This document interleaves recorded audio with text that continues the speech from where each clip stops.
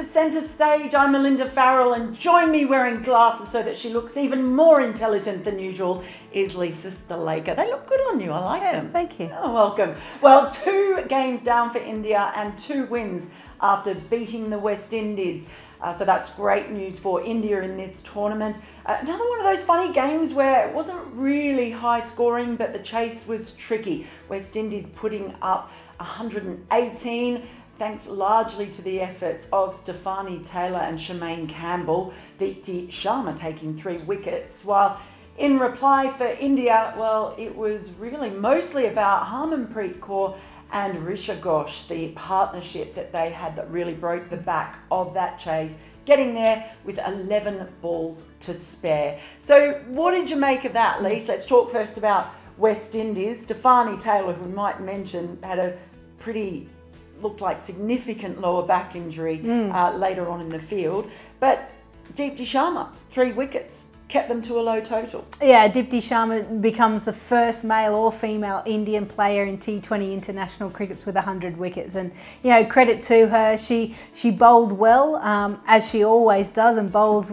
in all different positions for the Indian side. For India, though, I think certainly still a fielding perspective, they need to be a little bit sharper. There was a lot of run-out opportunities that were missed. They missed the stumps. Deepti Sharma surprisingly dropped the catch. She's normally very good. There's still a few question marks around their bowling because Devika Vedia came in for the side, so 2 changes in the side. Obviously, Smriti Mandana coming back. Devika Vedia, she went for a few runs, but she does give him a little bit more left-handed bat in the middle order.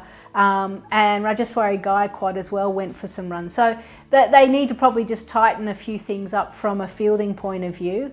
The other thing is that we're seeing very tired wickets, aren't we, here in South Africa, which isn't great for the women's game. We want a good bounce, good carry, which means that we're going to have high-scoring affairs. That hasn't been the case in Newlands.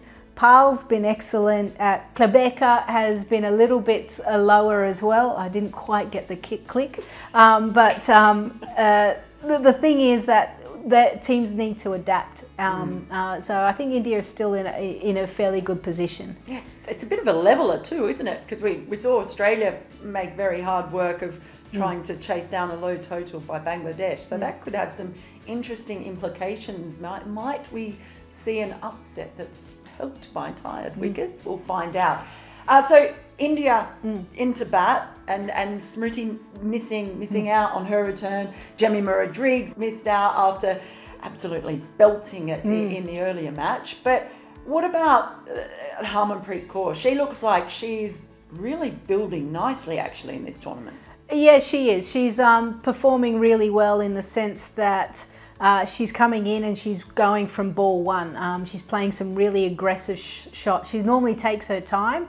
So the top performer has to be Richa Ghosh, in the fact that back-to-back games, she's done the job as a finisher. Obviously a lot more pressure against Pakistan, but similarly needed the job done against the West Indies side. Still a young player, but goes unbeaten in both of those games. That means India are humming it from a batting point of view. And Smriti Mandana, she'll be fine. She's been out of the game for a little bit, but she did miss that ball by a long way. It was nicely bowled. Yeah, so if you're picking Richa Ghosh as your top player, where are you giving your title of impact player today? Because there are a few that made an impact, really. Yeah, there was. I was really happy to see Stephanie Taylor play a bit more of an aggressive game. Obviously has been out of the game for such a long period of time due to a back injury. So to see her kind of play those fluent shots over cover against the spinners, against Renuka Singh Thakur, was really good. The only thing was that she got stretched off.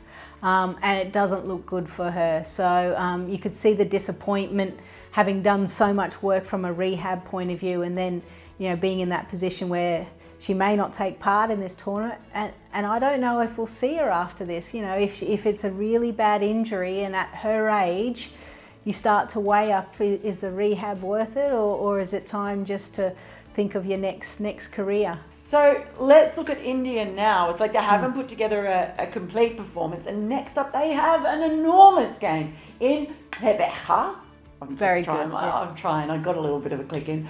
So they at St George's Park take on England, and that game really could decide who finishes top and who finishes second in that group. England, 2 big wins already. Wasn't a huge win against Ireland. They made them work for it as well. But they have looked in good form so far. What do you think India need to look out for against a team like England? Well, I think the grounds are completely different. Obviously, they played both their games in Pal, where it's a flat, hard wicket, fast outfield. Still a big surface area, but I think here we saw the spinners take effect in that last game against Australia versus Bangladesh. So I actually think India has a slight advantage, because one thing that we've seen from the England side, because of, and probably the key players that India will focus on, is someone like a Sophia Dunkley and Alice Capsey. I think they're the two that have been the explosive, fearless cricketers. And then you got your Danny White, your Nat Siva and Heather Knight, more experienced campaigners around. So if they can limit the damage of Sophia Dunkley and Alice Capsey, then I think they're in with a good chance. I don't think the scores will be as high scoring as England want, which brings everything back to India. And India play spinners really well. So on the flip side, I actually think Harmanpreet Kaur is going to be really important. We know what she can do against spin, especially off spin. And Charlie Deans, obviously in the England side, Sarah Glenn as well has been effective for them. Eccleston, number 1 T20 bowler in the world, if you don't mind. So spin's going to play an important role for both sides. But I think Indian batters between Smriti Mandhana, Harmanpreet Kaur, and I think even Richa Ghosh will cause a few havocs for England. It's going to be a great game. It's going to be one of the standout matches, I think, just pressure-wise at this World Cup. And like you said, there's a real leveller, low scores. Who knows what could happen, because the other group with Australia in it looks wide open with the shock results. Sri Lanka top along with Australia at that table. So might be a bit of interest when it comes to looking who finishes first, who finishes second.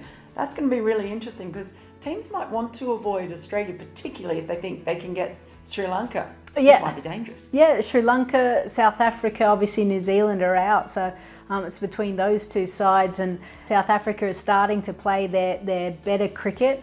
Let's see how they go. They've got a big clash coming up as well. So they've got Australia, I think, in a couple of days' time. So we'll soon find out. Hey? We will soon find out. You'll find out as well. It's getting very, very interesting at this World Cup. But no matter what, we will be back. Lisa will be maybe wearing her glasses, maybe not. The mystery about it all, you can only find out if you tune in to Centerstage on Cricbuzz. We'll be back to talk to you more about the Women's T20 World Cup.